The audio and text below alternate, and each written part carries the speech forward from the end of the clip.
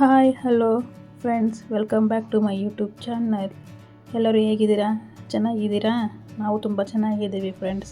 Please ನನ್ನ ಚಾನಲ್ನ subscribe ಮಾಡ್ಕೊಳ್ಳಿ, ಲೈಕ್ ಮಾಡಿ, ಕಮೆಂಟ್ ಮಾಡಿ, ಹಾಗೆ ಸಪೋರ್ಟ್ ಮಾಡಿ ಫ್ರೆಂಡ್ಸ್ ಪ್ಲೀಸ್. ನಾನು ಇವತ್ತು ಎಗ್ ಮಸಾಲ ಮಾಡ್ತಾಯಿದ್ದೀನಿ. ಅದಕ್ಕೆ ಬೇಕಾದ ingredients: 2 medium size tomato cut ಮಾಡ್ಕೊಂಡಿದ್ದೀನಿ, ಈರುಳ್ಳಿ, ಹಸಿಮೆಣಸಿನ್ಕಾಯಿ, ಸ್ವಲ್ಪ ಗರಂ ಮಸಾಲ, ಧನಿಯಾ ಮತ್ತು ಪೆಪ್ಪರ್ ಪೌಡ್ರು, ಎಗ್ಗು, ಉಪ್ಪು, ಖಾರ, ಅರಿಶಿನ ತೊಗೊಂಡಿದ್ದೀನಿ ಫ್ರೆಂಡ್ಸ್. ಮೊದಲಿಗೆ ಗ್ಯಾಸ್ ಆನ್ ಮಾಡಿ ಕಡಾಯಿ ಇಟ್ಟು ಸ್ವಲ್ಪ ಎಣ್ಣೆ ಹಾಕಬೇಕು ಫ್ರೆಂಡ್ಸ್. ಅದು ಎಣ್ಣೆ ಬಿಸಿ ಆದಮೇಲೆ ಕಟ್ ಮಾಡಿಟ್ಟು ಈರುಳ್ಳಿ ಮತ್ತು ಹಸಿಮೆಣಸಿನ್ಕಾಯಿನ ಹಾಕಿ ಸ್ವಲ್ಪ ರುಚಿ ತಕ್ಕಷ್ಟು ಉಪ್ಪು ಹಾಕಿ ಈರುಳ್ಳಿನ ಚೆನ್ನಾಗಿ ಫ್ರೈ ಆಗಬೇಕು ಫ್ರೆಂಡ್ಸ್. ಈರುಳ್ಳಿ ಟ್ರಾನ್ಸ್ಪರೆಂಟ್ ಕಲರ್ ಬರೋವರೆಗೂ ಫ್ರೈ ಮಾಡ್ಕೊಳ್ಳಿ. ಈಗ ನೋಡಿ, ಅದು ಟ್ರಾನ್ಸ್ಪರೆಂಟ್ ಕಲರ್ ಬಂದಿದೆ. ಅದಾದಮೇಲೆ ನಾನು ಟೊಮೊಟೊನ ಹಾಕ್ಕೊಂಡಿದ್ದೀನಿ. ಟೊಮೊಟೊ ಸ್ವಲ್ಪ ಸಾಫ್ಟ್ ಆಗೋವರೆಗೂ ಫ್ರೈ ಮಾಡ್ಕೊಳ್ಳಿ. ನೋಡಿ, ಫ್ರೈ ಆಗಿದೆ. ಅದಾದಮೇಲೆ ಸ್ವಲ್ಪ ಅರಿಶಿನ ಪುಡಿ, ಖಾರ ಪುಡಿ ಹಾಕ್ಕೊಂಡು ಒಂದೂವರೆ ಸ್ಪೂನಷ್ಟು ಖಾರ ಪುಡಿ ಹಾಕ್ಕೊಂಡಿದ್ದೀನಿ ಫ್ರೆಂಡ್ಸ್. ಖಾರ ನಿಮ್ಗೆ ಖಾರ ಬೇಕಂದರೆ ಸ್ವಲ್ಪ ಖಾರ ಜಾಸ್ತಿ ಹಾಕ್ಕೋಬೋದು.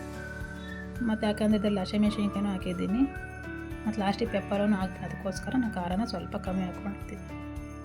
ಖಾರ ಫ್ರೈ ಆದಮೇಲೆ 1 ಸ್ಪೂನಷ್ಟು ಧನಿಯಾ ಪೌಡ್ರು ಹಾಕ್ಕೊಂಡಿದ್ದೀನಿ. ಇದು ಮನೆಯಲ್ಲೇ ಮಾಡಿಕೊಂಡು ಧನಿಯಾ ಪೌಡ್ರು ನಾನು ಮನೆಯಲ್ಲೇ ಮಾಡ್ತೀನಿ. ನೋಡಿ, ಈಗ ಎಲ್ಲ ಮಸಾಲನೂ ಹೊಂದ್ಕೊಳ್ಳೋ ಥರ ಚೆನ್ನಾಗಿ ಮಿಕ್ಸ್ ಮಾಡಿ ಅದು ಬೇಯೋದಕ್ಕೆ ಬಿಟ್ಬಿಡಬೇಕು. ಒಂದು ಪ್ಲೇಟ್ ಮುಚ್ಚಿ ಅದು ಬೇಯ್ತಾ ಇರಲಿ. ಇನ್ನೊಂದು ಸೈಡು ನಾನು ಆಲ್ರೆಡಿ ಆವಾಗಲೇ ಎಗ್ಗನ್ನ ಬಾಯ್ಲ್ಡ್ ಮಾಡಿ ಇಟ್ಕೊಂಡಿದ್ದೆ. ಈಗ ಎಗ್ಗನ್ನ ಫ್ರೈ ಮಾಡ್ಕೊಳ್ಳೋಣ ಫ್ರೆಂಡ್ಸ್ನ. ಈ ಥರ ಎಗ್ 4 ಸೈಡನ್ನು ಕಟ್ ಮಾಡ್ಕೊಳ್ಳಿ. ಈ ಥರ ಕಟ್ ಮಾಡಿಕೊಂಡ್ರೆ ಮಸಾಲ ಚೆನ್ನಾಗಿ ಎಗ್ಗೊಳಗೆ ಹೋಗಿ ಟೇಸ್ಟ್ ಬರುತ್ತೆ. ಒಂದು ಕಡಾಯಿ ಇಟ್ಟು ಕಡಾಯಿಗೆ ಸ್ವಲ್ಪ ಎಣ್ಣೆ ಹಾಕಿ ಒಂದು ಅರ್ಧ ಸ್ಪೂನಷ್ಟು ಖಾರದ ಪುಡಿ, ಸ್ವಲ್ಪ ಉಪ್ಪು, ಸ್ವಲ್ಪ ಅರಿಶಿನ ಪುಡಿ ಹಾಕಿ ಅದು ಮಸಾಲೆ ಎಲ್ಲ ಹೊಂದ್ಕೊಳ್ಳೋ ಥರ ಮಿಕ್ಸ್ ಮಾಡಿಕೊಂಡು ಆವಾಗಲೇ ಎಗ್ನ ಕಟ್ ಮಾಡಿ ಇಟ್ಕೊಂಡಿದ್ವಲ್ಲ, ಆ ಎಗ್ನೆಲ್ಲ ಹಾಕಿ ಎಗ್ ಫ್ರೈ ಆಗಬೇಕು.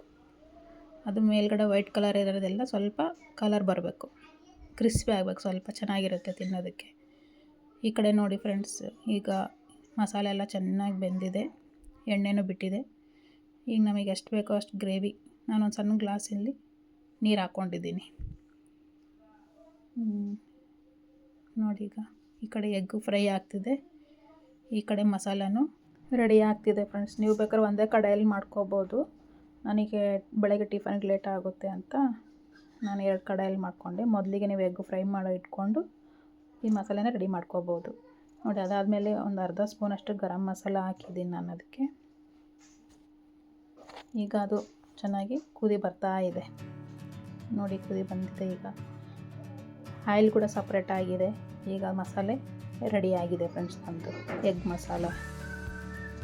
ಈಗ ಆವಾಗಲೇ ನಾವು ಎಗ್ಗನ್ನೆಲ್ಲ ಫ್ರೈ ಮಾಡಿ ಇಟ್ಕೊಂಡಿದ್ವಲ್ಲ, ಅದನ್ನು ಹಾಕಿ ಎಗ್ಗು ಮತ್ತು ಮಸಾಲೆ ಹೊಂದ್ಕೊಳ್ಳೋ ಥರ ಒಂದ್ಸಲ ಚೆನ್ನಾಗಿ ಮಿಕ್ಸ್ ಮಾಡಿ ಅರ್ಧ ಸ್ಪೂನಷ್ಟು ನಾನು ಪೆಪ್ಪರ್ ಪೌಡ್ರನ್ನ ಹಾಕ್ಕೊಂಡಿದ್ದೀನಿ ಫ್ರೆಂಡ್ಸ್. ಚೆನ್ನಾಗಿರುತ್ತೆ, ಸ್ವಲ್ಪ ಸ್ಪೈಸಿ ಆಗಿರುತ್ತೆ, ಟೇಸ್ಟ್ ಮತ್ತು ಸೂಪರಾಗಿರುತ್ತೆ. ಈಗ ಪ್ಲೇಟ್ ಮುಚ್ಚಿ ಸ್ವಲ್ಪ ಬೇಯೋದಕ್ಕೆ ಬಿಟ್ಬಿಡೋಣ. ನೋಡಿ ಫ್ರೆಂಡ್ಸ್, ರೆಡಿ ಆಯಿತು ನಮ್ಮದು ಎಗ್ ಮಸಾಲ.